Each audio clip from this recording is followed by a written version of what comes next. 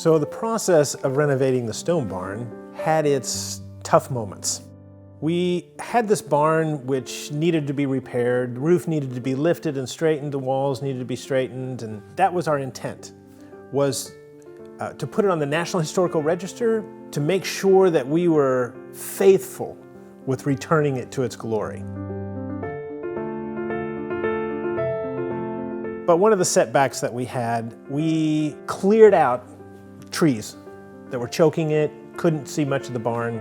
We waited for 2 years, burned that pile. We were afraid of possible sparks, and so we watched it.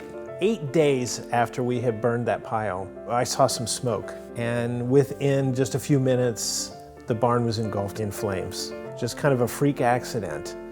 And that was the worst day of our lives. After the fire, the barn was in ruin. I decided, okay, well, it cleaned everything out, the walls are intact.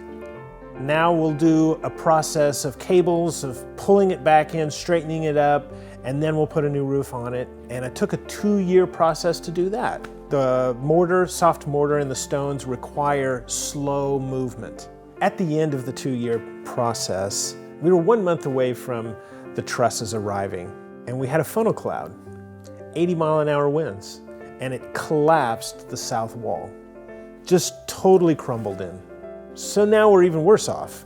And we tried to figure out, how do we recoup from that?